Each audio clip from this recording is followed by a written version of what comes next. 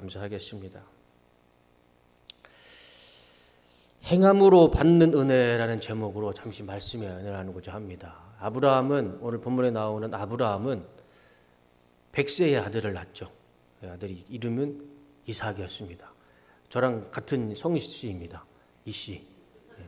이삭이라는 아들을 낳죠. 근데 이 아들을 낳았는데 하나님이 정말 이건 있을 수 없는 말씀을 하시죠. 너희 아들을 번제로 바쳐라. 모리아 산에 가서 번제로 바쳐라. 정말 이거는 있을 수 없는 일이죠. 만약에 저 같으면 아마 하나님 앞에 좀 따졌을 겁니다. 이 이삭이라는 아들이 어떻게 낳았습니까? 하나님이 주신 거잖아요. 하나님이 약속해서 그 사라한테 약속도 하고 그래서 얻은 아들이 이삭이잖아요. 그 하나님의 언약과 약속으로 인해서 태어난 아들이 이삭입니다. 근데 그거를 또 그 이삭을 죽여라. 그것도 정말 심각한 번제로 드려라. 번제 아시잖아요. 번제가 뭡니까?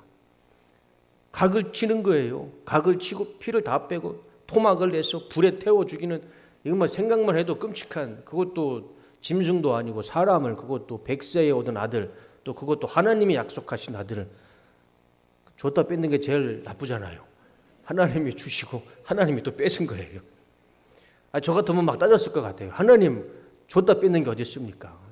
100세에 그것도 100세에 얻은 아들을 왜 또 이렇게 그것도 가장 잔인하게 죽이라고 하십니까?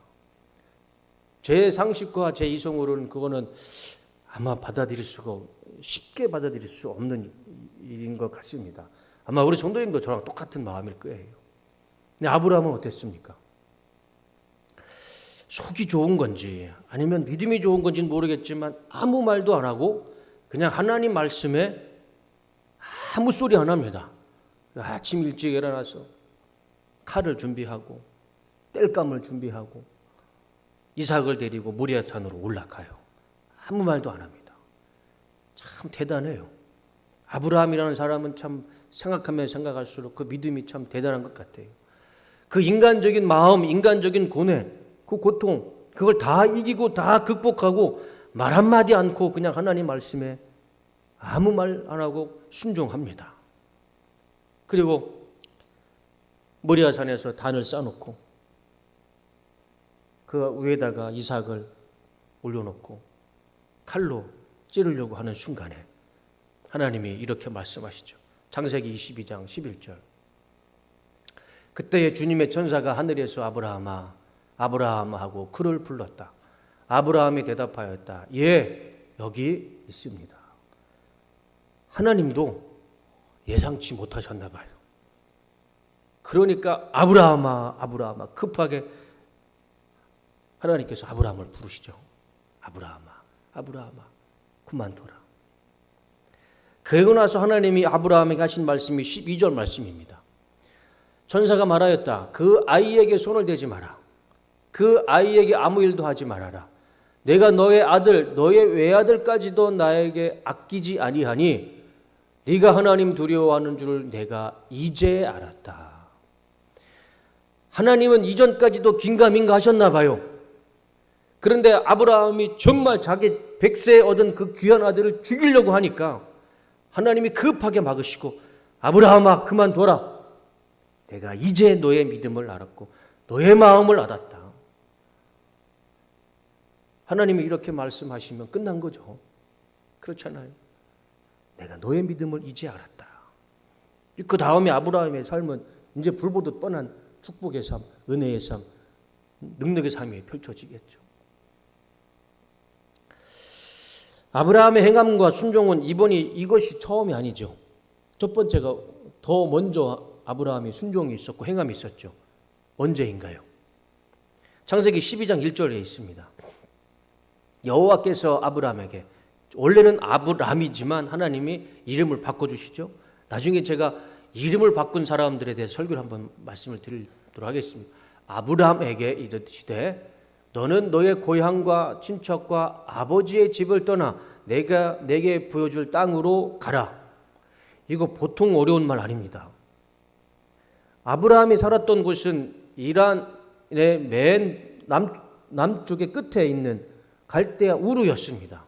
거기에서요 하나님이 지시한 땅은요 서쪽 끝 지중해 흑해 끝에 있는 이스라엘 가나안 땅이었습니다. 그러니까 거기는 말도 안 통하고 풍습도 다르고 모든 게 달라요. 근데 하나님은 아브라함에게 너는 거기를 떠나서 다 버리라는 거죠. 본토 직접 아비의 집을 네가 가지고 있는 삶의 도전을 다 포기하고 다 버리고 내가 가라는 대로 가라. 가나안 땅으로 가라. 그러면 갈 수 있을까요? 결혼도 했고 부모님도 있고 절대 쉬운 일은 아닙니다. 그렇지만 아브라함은 그 말씀 듣자마자 역시 아무 말도 안 하고 그냥 짐을 싸고 거기가 어딘지도 모르면서 그냥 하나님이 시키는 대로 말씀하시는 대로 순종하면서 가나안 땅으로 가게 되죠. 그게 아브라함의 모습이었습니다. 이미 아브라함은 믿음의 그 훌륭함을 확인된 바 있지만 그럼에도 하나님은 한 번 더 아브라함을 시험하시죠. 그것이 가장 자신에게 소중했던 이삭, 아들을 번제로 바쳐라. 그 말씀이었던 거예요. 하나님도 반신반의하셨던 것 같아요. 그러니까 내가 이제서야 너의 믿음을 알았다. 그렇게 하나님이 아브라함을 칭찬해 주십니다. 하나님 말씀에 그대로 순종하고 행함으로 옮겼을 때 아브라함의 진짜 믿음을 하나님이 확인하시고 그 확인된 아브라함의 믿음을 하나님은 이렇게 칭찬하시죠. 오늘 본문의 23절 말씀입니다. 이에 성경에 이른 바 아브라함이 하나님을 믿으니 이것을 의로 여기셨다는 말씀이 이루어졌고 그는 하나님의 벗이라 칭함을 받았나니.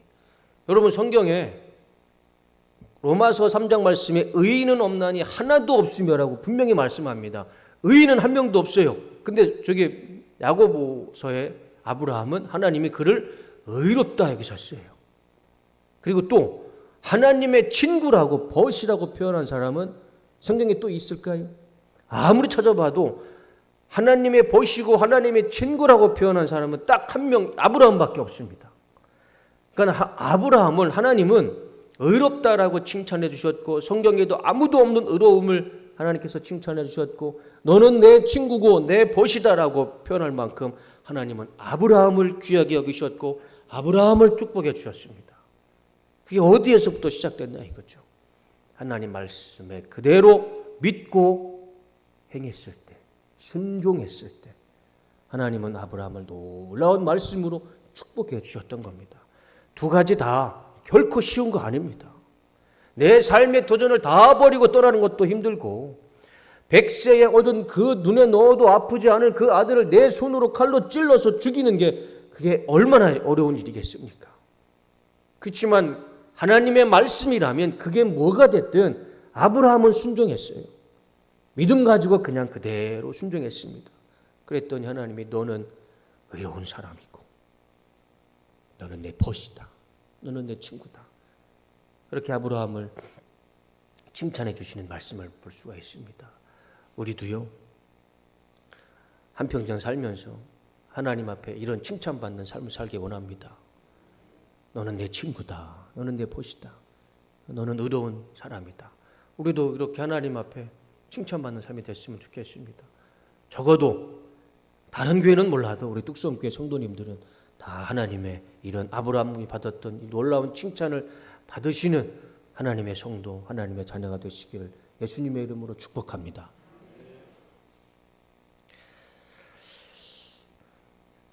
야고보는 이것을 진짜 믿음이다. 이렇게 믿고 이렇게 행동해라. 그 예로 든 것이 바로 이 아브라함이죠. 우리도 이 말씀 그대로 이 아브라함과 같은 삶을 살았으면 좋겠습니다. 그러면 이 믿음으로 행하면 하나님을 믿고 하나님 말씀에 행하면 뭐가 좋을까요?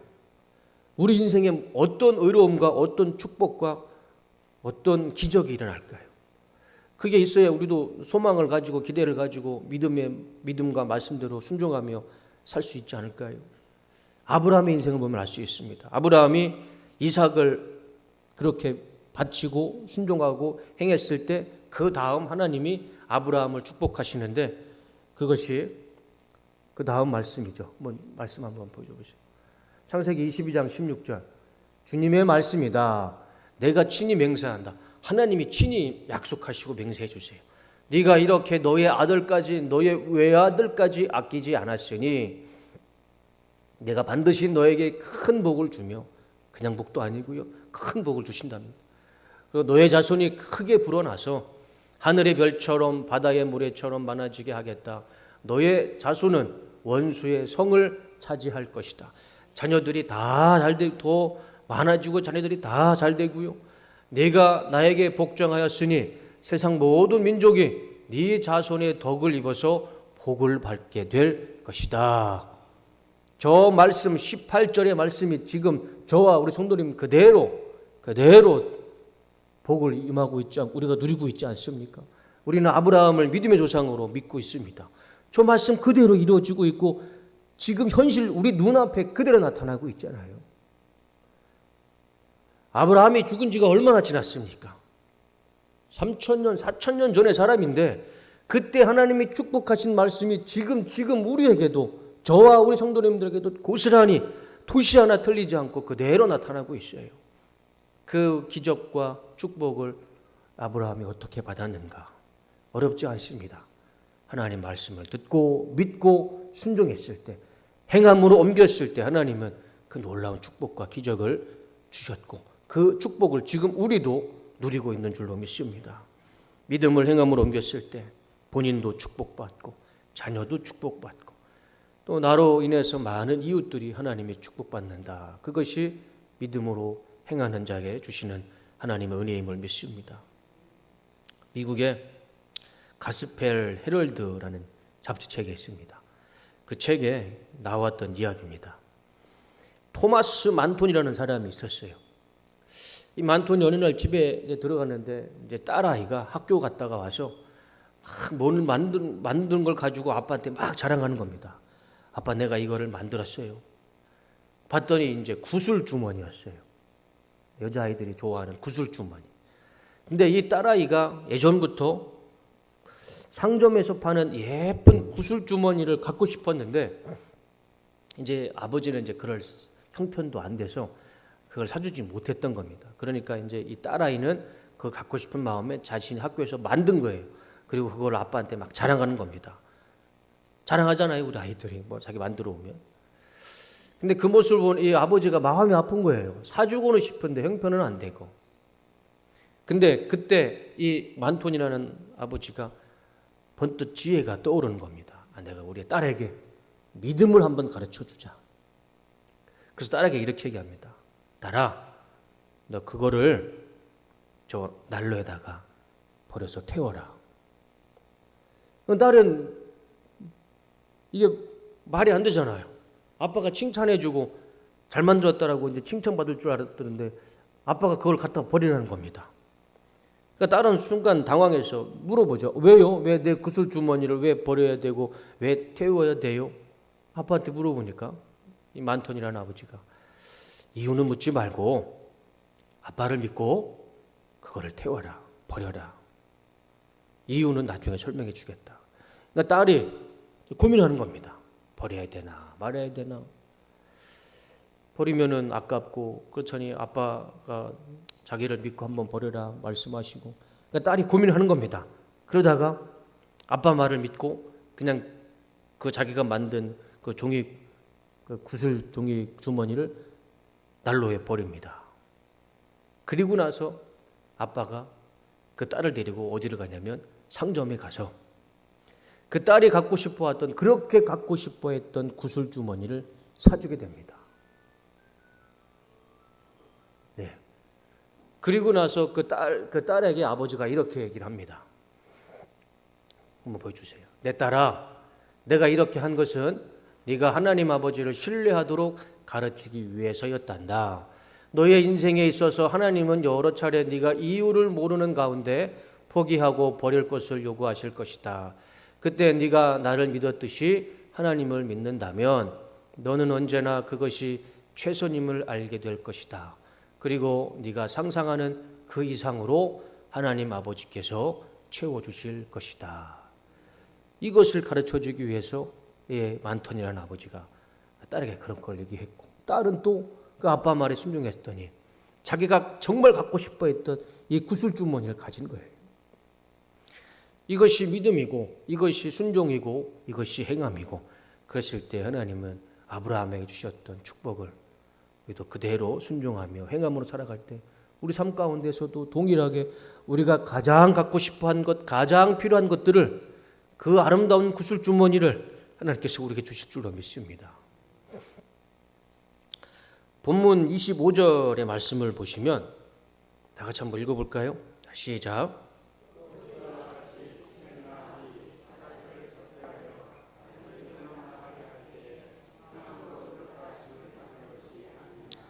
또 야고보는 또 한 명의 예화를 들어주는데 바로 기생 라합입니다. 기생 라합 잘 아시죠? 이제 이스라엘 백성들이 40년의 광야 인생을 지나고 처음으로 그 여리고 가나안 땅에 들어갈 때 여리고성이 눈앞에 있었습니다. 여호수아는 정탐꾼을 보내죠. 가서 여리고성의 상황을 봐라. 그래서 2명의 정탐꾼이 여리고성에 들어갑니다. 그리고 나서 이 기생 라합이라는 집에서 잠시 머물게 됐죠. 근데 그것을 이제 여리고에 있는 그 왕이 알게 됐어요. 그래서 보냅니다. 전가를 보내죠. 그 사람을, 그 정탐꾼을 잡아라. 나한테 보내라. 그런데 그 기생 라합은 그 왕의 말을 듣지 않습니다. 그래서 이 2명의 정탐꾼을 옥상에 숨겨두죠. 그래서 이제 여리고의 군인이 와서 물어봅니다. 2명의 이스라엘 정탐꾼이 왔는데 어디 갔냐? 우리 집에 왔다가 다른 데로 갔는데 나는 그들이 어디로 갔는지 모릅니다. 그래가지고 이 2명의 정탐꾼이 살아요. 그러고 나서 나중에 이렇게 정탐꾼이 2명이 살아서 나중에 다시 여리고성을 쳐들어왔을 때 여리고성에 있던 모든 사람이 다 죽었지만 이 기생 라합과 그 집에 살았던 부모님과 거기 집안에 숨어있던 사람들만은 살았습니다. 기생이었던 라합도 이스라엘의 하나님이 여리고를 무너뜨릴 거라는 그 믿음이 있었어요. 하나님을 두려워했습니다. 그래서 여리고성에 있던 왕모의 그 왕의 말보다 하나님을 더 두려워했고 하나님을 더 믿었고 그리고 그대로 순종했습니다. 그랬더니 하나님이 이 라합과 부모님과 그의 가족들은 다 살려주셨죠. 야곱이 그걸 예로 들은 겁니다. 야고보가 그것을 예로 들은 겁니다. 만약에 라합이 정말 하나님에 대한 두려움과 믿음만 있고 행하지 않았다면 어떻게 됐을까요? 그 결과는 어떻게 됐을까요? 라합도 여리고성이 무너지고 죽는 날 똑같이 죽었을 거예요. 역사에 그런 사람이 있는지도 몰랐을 겁니다. 그렇지만 기생 라합은 하나님의 말씀, 하나님 앞에 대한 믿음이 있었고 두려움을 느꼈고 그리고 그 믿음을 그대로 실천했을 때 하나님은 그 기생 라합이라는 이름을 성경책에 기록해 놓았고 지금도 우리는 그 사람을 이야기하면서 하나님의 은혜와 하나님의 말씀을 이렇게 이야기하고 있습니다. 그리고 야고보는 또 그것을 믿음이고 그것 기생 라합처럼 믿음 가지고 순종해라 예를 들면서 우리에게 말씀으로 가르쳐주고 있는 것입니다. 오늘 본문의 26절 말씀을 다시 한번 읽어볼까요? 마지막 절 말씀이죠. 영혼 없는 몸이 죽은 것 같이 행함이 없는 믿음은 죽은 것이니라. 정말 무서운 말씀입니다. 그냥 한 문장에 그냥 쉽게 넘어갈 말씀이라고 생각하시면 좀 안 될 것 같아요. 우리가 저 말씀은 좀 가슴 깊이 새겨야 할 것 같습니다. 영혼 없는 몸이 죽은 것은 당연하죠. 시체가 무슨 희망이 있고 소망이 있겠습니까? 무덤에 들어가면 그 더 이상 영혼이 떠나는 시체에 무슨 희망과 소망이 있겠습니까? 그런데 똑같이 행함이 없는 믿음도 똑같다는 거죠. 시체라는 겁니다. 소망도 없고 희망도 없고 가능성도 없는 것. 그러니까 믿음도 중요하지만 믿음만큼 행함도 중요하다. 그것을 야고보서는 말씀해 주고 있는 것이죠. 그것을 이 삶과 죽음을 표현하면서까지 우리에게 강조해 주고 있습니다. 우리가 믿음만큼 중요한 것은 그 믿음대로 내 삶 가운데 행하는 것이 중요한 줄로 믿습니다. 하나님은 우리에게 믿음을 요구하시지만 그 믿음에 따른 행함도 분명히 요구하신다는 것이죠. 그럼 나는 지금 어떤 믿음을 가지고 살아가는가? 지금 나의 믿음 속에는 행함이 있는가 없는가? 그거는 그 누구도 모르죠. 나만 알 수 있습니다.